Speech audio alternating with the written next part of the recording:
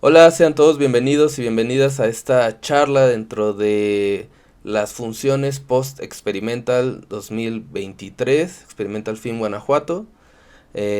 Finalizada la sexta edición de este 2023, ahora ya en 2024, pues tenemos unas funciones posteriores en otras ciudades, en esta ocasión en León, Guanajuato, el próximo 15 de febrero, donde se estarán exhibiendo cuatro cortometrajes y uno de esos es Las aves cambiaron de nombre y el mundo se convirtió de hielo, de Mauricio Celis Monterrubio, con quien tenemos la oportunidad de platicar en esta ocasión. Hola Mauricio, ¿cómo estás? Hola Jordi, muy bien, muchas gracias por invitarme a esta charla. Me gustaría que, a modo de introducción, nos reseñaras brevemente tu película. Las aves cambiaron de nombre y el mundo se convirtió de hielo. Es una película que realicé gracias a, con el apoyo de la Cátedra Bergman, Filmoteca de la UNAM, el Instituto Cubano de Cinematografía, DocsMX, por supuesto, y la hice mientras vivía en Noruega. Entonces fue un parteaguas, eh, mi condición de migrante para realizar esta película. Teníamos teníamos de tarea, o más bien, las reglas para filmar esta película Sí. era utilizar 50% el material de archivo que nos dio Filmoteca y el otro 50% era nuestro propio material y tenemos que hablar de el territorio, ¿no? Ok. En este caso el paisaje mexicano. Y yo no era, en ese momento, pues no vivía en México, no pertenezco al campo mexicano, no pertenezco a un grupo indígena, como algunos de mis otros compañeros, compañeras que fueron seleccionados y donde tomamos un taller y nos cuestionamos el territorio. Muy bien. Entonces, a partir de eso, yo exploré mis historias personales con el campo mexicano Sí. y todas se relacionaban con la violencia, lamentablemente. Ya. Una es mi familia emigró de Guadalajara, de Jalisco, ¿no? De Mascota, Jalisco, etcétera, a Ciudad de México en la Revolución Mexicana, escapando de la violencia de la revolución. En otro momento es que yo fotografiando un comercial en México, hubo un incidente ahí medio extraño con la delincuencia organizada, ¿no? Los cárteles. Ya. Y fue una de las decisiones para mí de emigrar fuera del país. Y la tercera fue esta historia de una parte de mi familia que emigró del Líbano, escapando de la violencia, y llegó al campo mexicano en México. Ya. Entonces, esa historia fue como la más fuerte, donde empecé a desarrollar la película, pero no había un guión como tal, literal, ¿no? Y también es mi primera película experimental Ok. como tal. Yo quería experimentar con el lenguaje cinematográfico, más que con esta idea de hacer tal vez una cosa mucho más sensitiva, utilizando el glitch, tal vez un sinsentido o una congruencia con los colores o en la edición, ¿no? Algo que podamos ver tal vez en una galería de arte contemporáneo. Sí. Yo quería experimentar con el tiempo y espacio de la película y la estructura de la misma, ¿no? Claro. Justo es eso, ¿no? Tienes un juego con la estructura y cambias de distintos materiales, ¿no? Digo, bueno, de distintos archivos. Tienes este archivo que me dices que te compartieron de la Filmoteca. Tienes archivo nuevo, ¿no? Según entiendo, eh, que tú filmaste. Yo empecé a crear, solamente empecé a juntar como imágenes, sonidos del material que ellos nos otorgaron, solamente a jugar y empecé a construir una ficción, porque no sabía cómo terminar la película y dije, bueno, voy a mezclar ficción y documental a ver qué pasa. Sí. Y cuando nos dieron el material de Cuba, que es totalmente diferente al campo mexicano, es un campo asiático de Vietnam. Dije, ¿cómo puedo unir ambos materiales y que no se siente forzada la historia?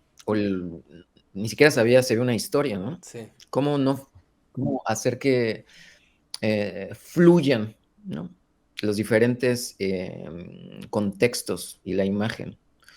Y en ese momento, cuando vivía en Noruega, trabajaba en el Museo de Arte Contemporáneo y había una chica jovencita, 17, 18 años, no, como 19 años, que trabajaba con nosotros un par de horas a la semana porque quería estudiar arte y estaba súper interesada y era de Vietnam. ya.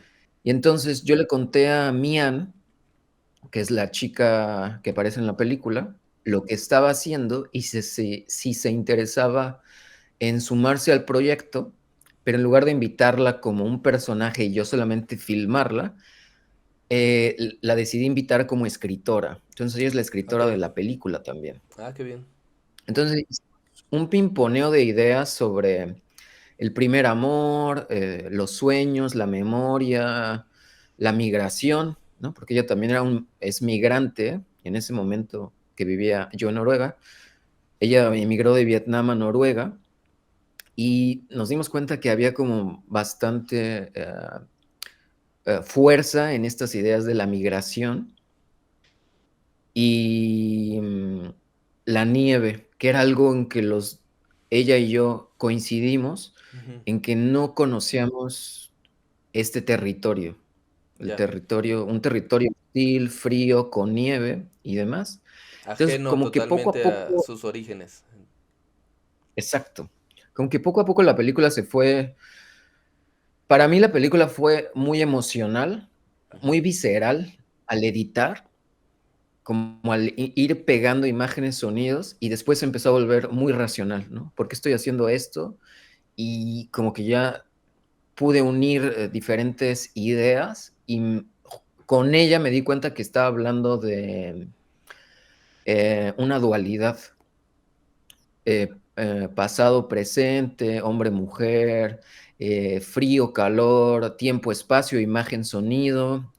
Y cuando encontré estos elementos y los empecé a racionalizar, ya empecé como a hacer un corte más fino en el montaje, a jugar con la estructura de la película, a modificar las secuencias, ya cuando había como encaminado la película hacia un lugar. Entonces, hay mucha animación en la película que hice yo mientras esperaba recibir ese material de Vietnam, Ya. porque no sabía cómo terminar la película y como para no perder tiempo, dije, bueno, voy a experimentar, voy a escrachar el material de Sí. manera digital, no sé si lo voy a usar, pero en esta idea de ver el material una y otra vez, de intervenirlo, como que todas estas ideas empezaban a surgir en mi cabeza y después ya en la línea de tiempo cobraron un sentido y un ritmo, ¿no? Sobre Claro. todo.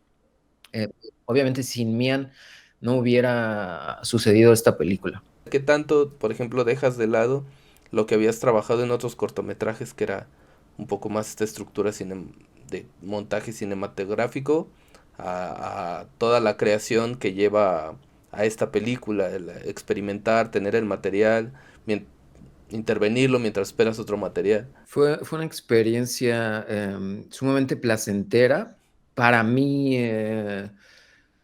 Desarrollo como cineasta, ¿no? De aproximarme a lo experimental y romper como con otras formas que me enseñaron en el CUEC, ¿no? Ahora ENAC, Ujú. que a mí me tocó esta transición de mudarnos del CUEC a la ENAC, Ok. em, donde uno escribe un guión, hace una carpeta, etcétera, etcétera. Pero fue un detonante yo ser migrante, trabajar en el Museo de Arte Contemporáneo, estar alejado de mi país, de eh, personas con las que tengo contacto, con las que hago películas, ¿no? Claro. Y creo que el presupuesto, el guión, todas estas cosas no debe ser una limitante para hacer una película. Siempre he tenido en la mente o llevo a todos lados esta cita de el cinema novo brasileiro, una cámara en la mano y una idea en la cabeza, Sí. ¿no? Para no limitarme en cuestiones de técnicas o monetarias y está reflejado en la película. لكن لم تكن كل القصص حزينة.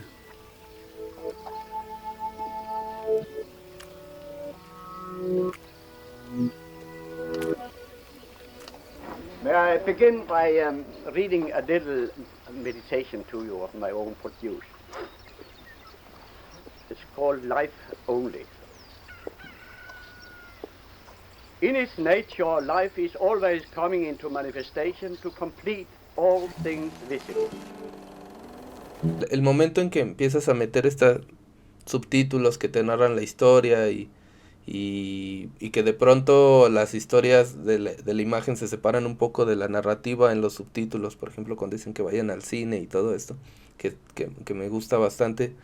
Ah, ¿Cuál era parte de esta coescritura? Es decir, había una escritura que era la que se fue desarrollando en lo escrito y la otra que era en el montaje, que eran las imágenes. Ver un poco, tiene que ver con todo, ¿no? Estar migrando de lo sonoro a lo textual, a la imagen, a lo musical. La película está en árabe, en vietnamita y en este caso en español. Y entonces hay como mucha información que la audiencia tiene que leer, ¿no? La imagen, el espacio de la imagen, lo sonoro, lo musical, más el texto. Y la película va muy rápido.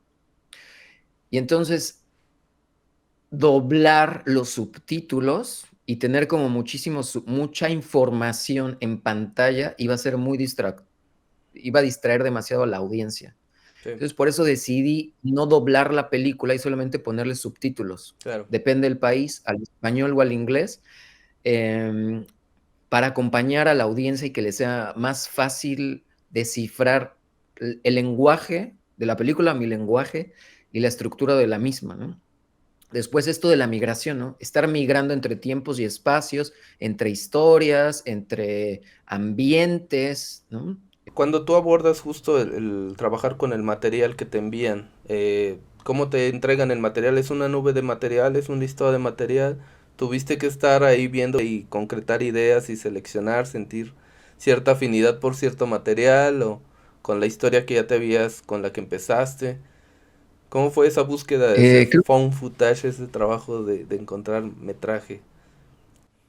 mm, la verdad no me acuerdo cuántos minutos enviaron, Ujú. tal vez 10 minutos, Ah, ok. no O eran sea, solo era 5 como minutos. un metraje claro de 10 minutos y sobre ese trabajar.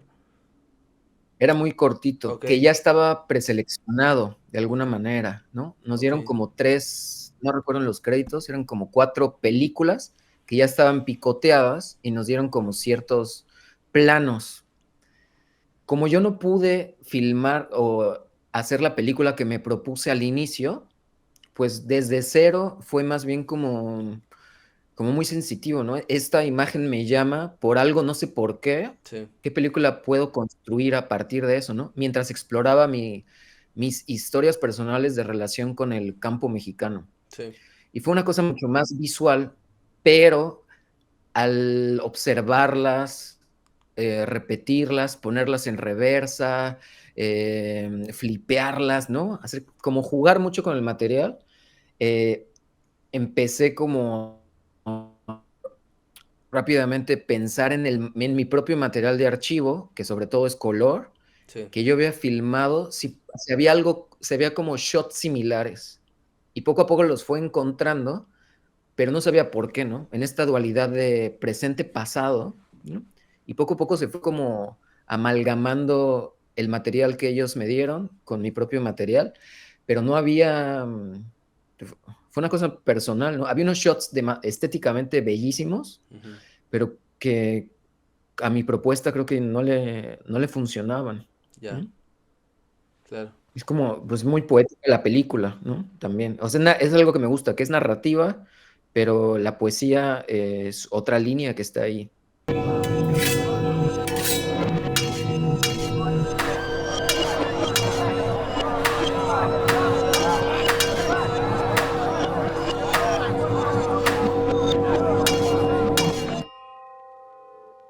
¿Cuáles son los proyectos en los que estás trabajando actualmente y dónde tus anteriores proyectos puede verlos la gente? ¿Hay algún modo de acceder a ellos?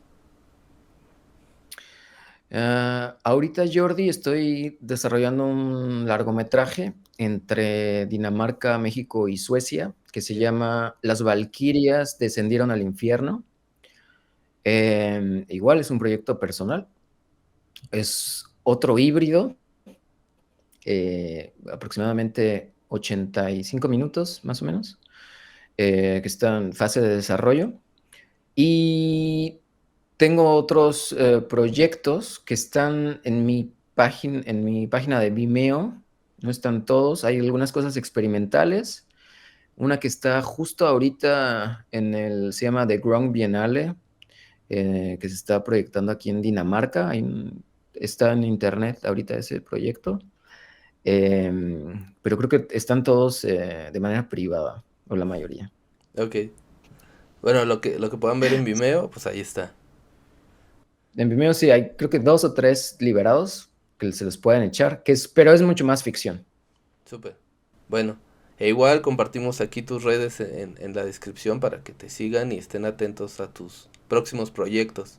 Sí, súper. Muchísimas gracias, Jordi. No, muchas gracias a ti, gracias por tomarte el tiempo y pues invitar a la gente a que asista este jueves 15 ahí a Nadir Cine Club en La Llamarada Madero, ahí en León, Guanajuato, donde se va a proyectar el cortometraje. Es una función sin costo y bueno, que en general te sigan y espero que justo disfruten la experiencia de ver tu cortometraje como nosotros y la audiencia que estuvo ahora en el mes de octubre ahí en Guanajuato viendo el Experimental Film Guanajuato.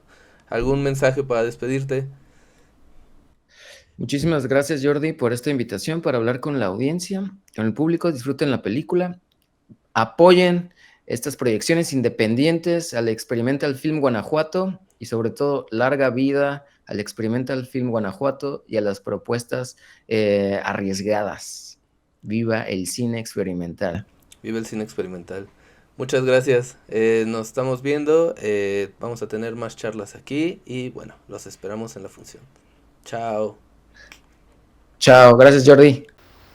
In its nature, life is always coming into manifestation to complete all things visible.